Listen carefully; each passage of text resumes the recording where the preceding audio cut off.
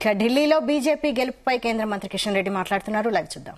ఢిల్లీ యొక్క రాష్ట్ర రాజధానిలో ఈరోజు కనిపిస్తా ఉంది. ప్రజలు నమ్మి అధికారం అప్పగిస్తే కుంభకోణాలు, అవినీతి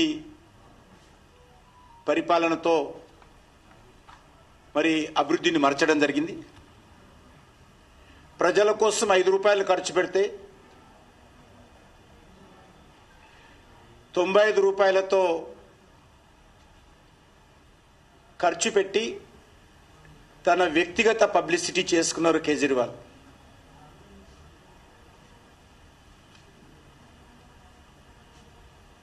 అహంకారం నెత్తికెక్కినటువంటి ఎవరికైనా కూడా ప్రజలు ఏ రకమైనటువంటి తీర్పునిస్తారో గతంలో కూడా అనేకంగా చూశాం.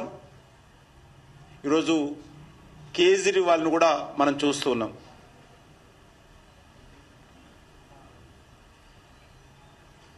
అధికారం ఇచ్చేది సేవ చేయడానికే కానీ అబద్ధాలతో, నాటకాలతో ప్రజలను మోసం చేయడానికి ప్రజలు సహించరని మరొకసారి నిరూపణ జరిగింది. కేజ్రీవాల్ ఓడిపోవడము, ఢిల్లీ ఉప ముఖ్యమంత్రి ఓడిపోవడము, అనేక మంది ప్రముఖులు ఓడిపోవడము, ప్రజలు ఒకసారి డిసైడ్ అయితే అది అరవింద్ కేజ్రీవాల్ కానీ, అది రాహుల్ గాంధీ కానీ, కేసీఆర్ కానీ ఎవరూ ఆపలేరు. ప్రజలు డిసైడ్ అయితే మరి ప్రజల తీర్పు తప్పకుండా సరైనటువంటి సమయంలో సకాలంలో తీర్పు ఇస్తారనే విషయము ఈరోజు నిరూపణ జరిగింది.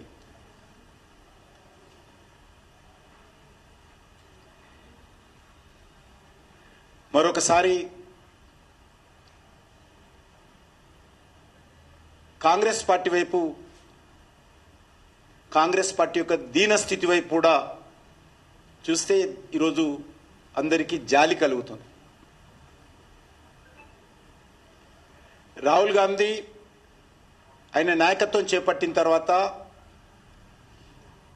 ఎన్నో ఓటమో ఈరోజు కంప్యూటర్ ద్వారా లెక్క పెట్టాల్సినటువంటి పరిస్థితి ఏర్పడింది. రాహుల్ గాంధీ నాయకత్వం పైన కాంగ్రెస్ పార్టీ కార్యకర్తలకే విశ్వాసం లేదు. ఇక దేశ ప్రజలు ఏ రకంగా విశ్వసిస్తారు? ఢిల్లీలో కాంగ్రెస్ పార్టీది డబుల్ హ్యాట్రిక్, డబుల్ డెక్ ఓటమి ఎదురైంది. 2014లో పెద్ద సున్నా,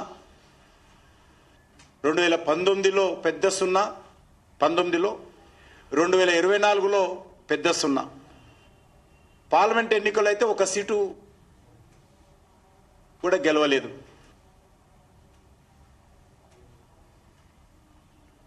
అదేవిధంగా అసెంబ్లీ ఎలక్షన్స్కి వచ్చినట్లయితే 2015లో, 2020లో, 2025లో ఈ 3 అసెంబ్లీ ఎన్నికల్లో కూడా ఒక్క సీటు కూడా కాంగ్రెస్ పార్టీ గెలవలే. ఒకసారి సున్నాతో డక్అవుట్ అయితే రెండోసారి గోల్డెన్ డక్ అంటారు. ఇలా మూడోసారి డక్అవుట్ అయితే డైమండ్ డక్ ఖాతాలో రాహుల్ గాంధీ నాయకత్వంలో కాంగ్రెస్ పార్టీ ఢిల్లీలో పనిచేస్తా ఉంది. ఢిల్లీలో ఎవరు అధికారంలో ఉన్నా కూడా కాంగ్రెస్ పార్టీ మాత్రం జీరోని అన్నట్టుగా ఈరోజు వ్యవహరిస్తూ ఉంది. అసలు కాంగ్రెస్ పార్టీకి తాము గెలవాలనేటువంటి ఆలోచన ఎప్పుడు ఉండదు. నరేంద్ర మోడీ గారిని, భారతీయ జనతా పార్టీని ఎలా ఓడించాలనేటువంటి దుర్మార్గపు దివాలాకోరు ఆలోచనే తప్ప ప్రజలకు ఏం కావాలో, ఏ రకంగా ప్రజల మెప్పు పొందాలో ఈరోజు ఆలోచన చేయడం లేదు. అందుకే ఒక్కొక్క రాష్ట్రంలో క్షేత్రస్థాయిలో కాంగ్రెస్ పార్టీ తన బలాన్ని కోల్పోతున్నది స్వయంగా చూస్తా ఉన్నాం. రాజ్యాంగాన్ని చేతిలో పట్టుకొని తిరిగితే ప్రజలు ఓట్లేయరు. రాజ్యాంగ విలువలను పాటించినట్లయితేనే ప్రజలు ఆదరిస్తారని మరొకసారి నిరూపణ జరిగింది. ఈరోజు మనం చూస్తూ ఉన్నాం, ఢిల్లీలో లిక్కర్ స్కామ్ కుంభకోణంలో కేజ్రీవాల్ నిందితుడా కాదా అనే దానికి ప్రజలే రిఫరెండం ఇస్తారు, ప్రజల తీర్పు ఇస్తారు అని చెప్పి కేజ్రీవాల్ ఎన్నికల్లో ప్రచారం చేశాడు. కానీ ఈరోజు ప్రజా కోర్టులో నీతివంతమైనటువంటి పరిపాలన అందజేయడంలో, ఢిల్లీని అభివృద్ధి చేయడంలో మరి వైఫల్యం చెందాడని, లిక్కర్ కుంభకోణంలో కేజ్రీవాల్ నాయకత్వంలో దోపిడీ జరిగిందనేటువంటి విషయము ఢిల్లీ ప్రజలు ఈ ఎన్నికల్లో తీర్పు ద్వారా మరి తేల్చారనే విషయాన్ని సందర్భంగా మనం చేస్తున్నాను. ఇక చివరగా లిక్కర్ స్కామ్లో కోర్టు తీర్పు రావాల్సింది. తప్పకుండా న్యాయస్థానం మరి లిక్కర్ స్కామ్కి సంబంధించినటువంటి వాస్తవాలు గ్రహించి తీర్పు ఇస్తుందనేటువంటి విషయం దేశ ప్రజలందరూ కూడా ఎదురు చూస్తున్నారు. అనేక రకాల హామీలు ఇచ్చారు. అన్నీ ఫ్రీగా ఇస్తాను అని ప్రచారం చేసినప్పటికీ కూడా కేజ్రీవాల్ను ప్రజలు నమ్మలేదు. మాకు ఉత్తుత్తి హామీలు అవసరం లేదు, ఉచితాలు అవసరం లేదు, మాకు ఢిల్లీ అభివృద్ధి జరగాలి, మా భవిష్యత్తు బాగుండాలని దేశ ప్రజలు భారతీయ జనతా పార్టీని ఆదరించారనే విషయాన్ని సందర్భంగా మనం వేస్తున్నాం. మోడీ గ్యారంటీనే ప్రజలు నమ్మారు. మోడీ గ్యారంటీ అంటే గ్యారంటీని అమలు చేసేటువంటి గ్యారంటీయే మోడీ గ్యారంటీ.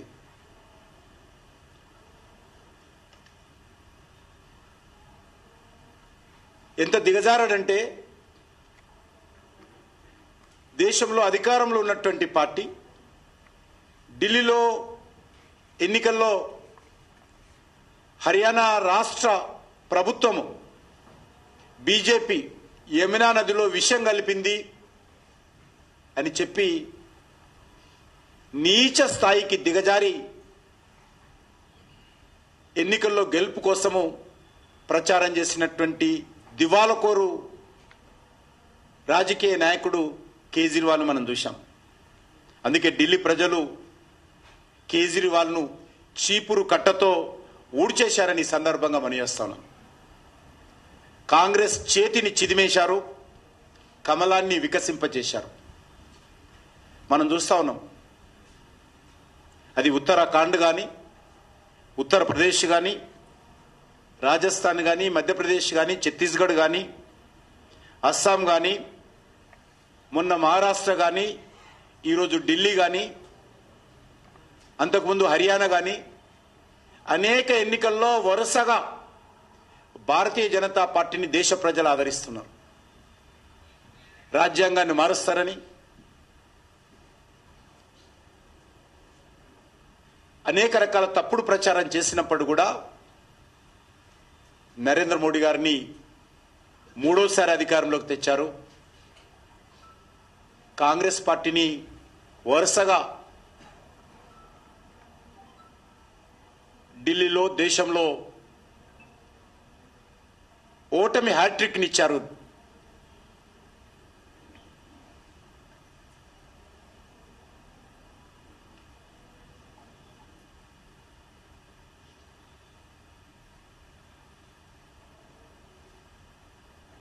మన ముఖ్యమంత్రి గారు మహారాష్ట్రకి వెళ్ళాడు. తెలంగాణను అభివృద్ధి చేస్తున్నాను అని చెప్పి మహారాష్ట్ర పత్రికల్లో ఫ్రంట్ పేజ్ అడ్వర్టైజ్మెంట్స్ ఇచ్చాడు. కానీ కాంగ్రెస్ పార్టీకి, రాహుల్ గాంధీ నాయకత్వంలోని కాంగ్రెస్ ఫ్రంట్కు మరి ఏ రకంగా మహారాష్ట్రలో ఓడించి అద్భుతమైనటువంటి మెజార్టీ, గతంలో ఎన్నడూ లేనటువంటి 1962లో కాంగ్రెస్ పార్టీకి వచ్చింది అన్ని సీట్లు.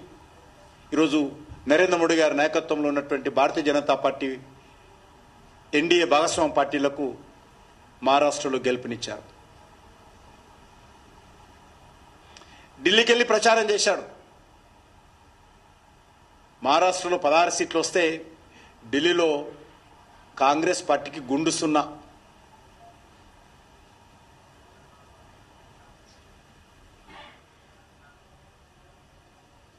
మనం చూశాం, స్వతంత్ర భారతదేశంలో జైలు నుంచి పరిపాలన చేసినటువంటి ఏకైక అద్భుతమైనటువంటి ముఖ్యమంత్రి ఎవరంటే అరవింద్ కేజ్రీవాల్.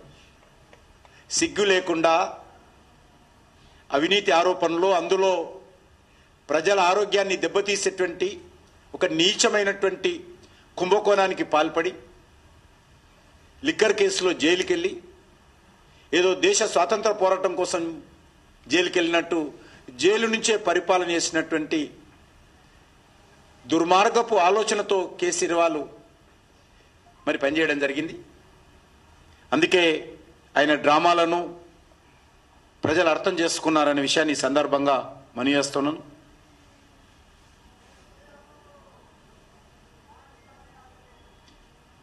ఈ యొక్క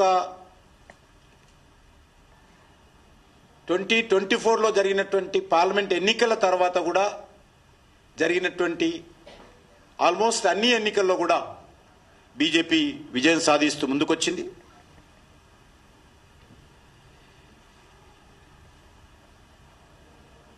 ఈరోజు నేను సామాన్య ప్రజల కోసమే రాజకీయాలకు వచ్చానంటూ అనేక రకాల ఉపన్యాసాలు ఇచ్చినప్పటికీ కూడా మరి కేజ్రీవాల్ని ఓడించడం జరిగింది. ఆయన మాట అన్నాడు మొన్న ఎలక్షన్స్లో, ఈ జన్మలో నరేంద్ర మోడీ గారు ఆప్ పార్టీని ఓడించలేడు, 2025లో కాదు కదా 2050లో కూడా ఆప్ను ఎవరూ ఓడించలేరు. ఆప్ను ఓడించాలంటే నరేంద్ర మోడీ గారు మరో జన్మ ఎత్తాలి. ఇది అరవింద్ కేజ్రీవాల్ యొక్క ఉపన్యాసాలు.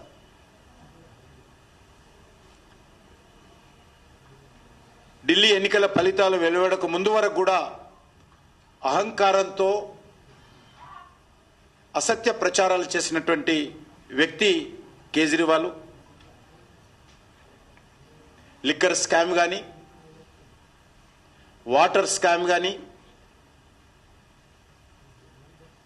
రాజ్మహల్ లాగా ముఖ్యమంత్రి నివాసమైనటువంటి శేష్మహల్ నిర్మాణం కానీ, అనేక ఆ పార్టీకి చెందినటువంటి ఎమ్మెల్యేలు, మంత్రుల యొక్క అవినీతి కుంభకోణాలు కానీ, కేసీఆర్ అసత్యాలు, అబద్ధాలు, ప్రజలకు నెరవేర్చినటువంటి హామీలు, ఇక అనేక రకాలుగా ఈ హామీల కారణంగా కేజ్రీవాల్ వ్యవహారం కారణంగా ఈరోజు వారు ఓడిపోయారనే విషయాన్ని సందర్భంగా మనవేస్తున్నాను. 27 సంవత్సరాలుగా ఢిల్లీలో అభివృద్ధి కుంటుపడింది. 12 సంవత్సరాలుగా ఆప్ పరిపాలనలో అభివృద్ధి ఆగిపోయింది.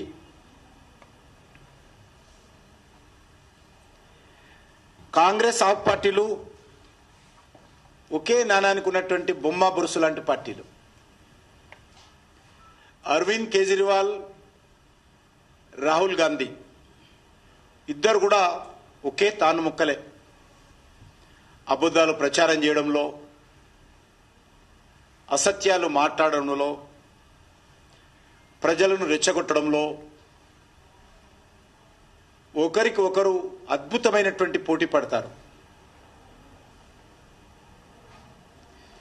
అధికారం కోసం ఎంతకైనా దిగజారుతారనేది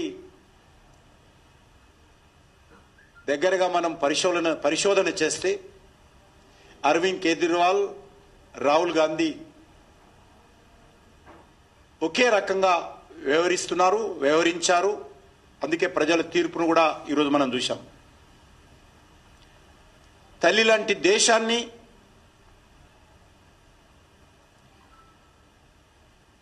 ఇతర దేశాల వేదికల నుంచి తక్కువ చేసి విమర్శించి మాట్లాడినటువంటి మహానుభావుడు రాహుల్ గాంధీ.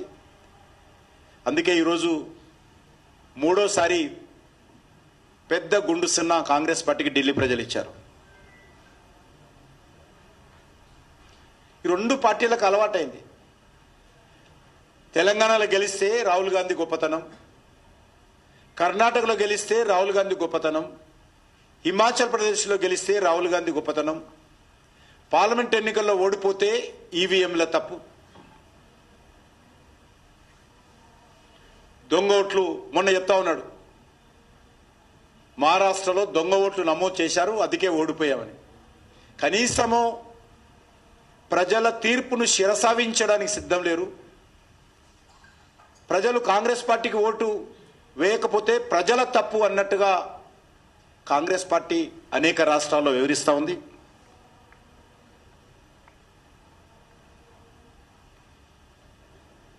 తప్పకుండా రానున్న రోజుల్లో కాంగ్రెస్ నాయకత్వంలో ఉన్నటువంటి 3 రాష్ట్రాలలో కూడా ఎప్పుడు ఎన్నికలు వచ్చినా కూడా కాషాయ జెండా రెపరెపలాడుతుంది.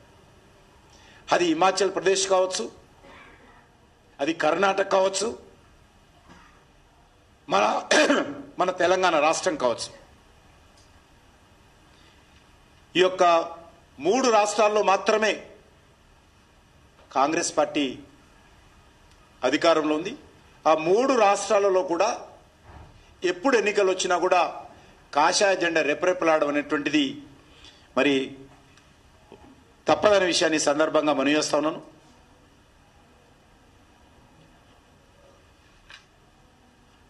ఈ సందర్భంగా మరొకసారి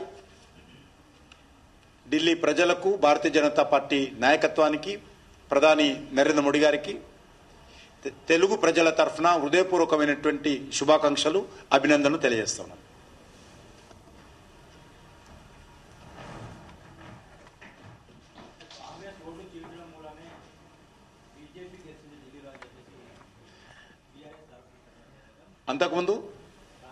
అంతకుముందు కూడా కాంగ్రెస్ సున్నా వచ్చింది కదా. కాంగ్రెస్ పార్టీకి ఎందుకు అప్పుడు అలయన్స్ పెట్టుకున్నప్పుడు ఒక్క సీటు ఎందుకు వెళ్ళలే కాంగ్రెస్ పార్టీ? మహారాష్ట్రలో కూడా ఓడిపోయింది కదా. కలిసి పనిచేశారు కదా అందరూ. మజ్లిస్ పార్టీ నుంచి మొదలు పెడితే అసదుద్దీన్ ఓవైసీ నుంచి రాహుల్ గాంధీ వరకు ప్రజలు విశ్వాసం లేనటువంటి ఫ్రంటుల పట్ల కానీ, రాహుల్ గాంధీ నాయకత్వం పట్ల కానీ ప్రజలు విశ్వసించారనే విషయము అర్థం చేసుకోవాల్సిన అవసరం ఉంది. అది అర్థం చేసుకోకుండా ఈవీఎంలదో, ఓట్లు చీలిపోవడమో, లేకపోతే ఎలక్షన్ కమిషనో, సుప్రీంకోర్టో, లేకపోతే న్యాయ వ్యవస్థనో, మీడియానో, రాహుల్ గాంధీ మొన్న మాట్లాడుతున్నాడు, మీడియా అంతా కూడా ఈరోజు నరేంద్ర మోడీ గారి చేతిలో ఉంది. మీడియా ఈరోజు కాంగ్రెస్ పార్టీకి వ్యతిరేకంగా ఉందని తప్పుడు ఆరోపణలు చేస్తున్నారు. కాబట్టి ఈ రకమైనటువంటి తప్పుడు ప్రచారాలతో ఏ రోజు కూడా కాంగ్రెస్ పార్టీ గెలిచే పరిస్థితి లేదు. రాహుల్ గాంధీ కాంగ్రెస్ పార్టీకి నాయకత్వం వహించినన్ని రోజులు కాంగ్రెస్ పార్టీకి భవిష్యత్తు ఉండదు ఈ దేశంలో.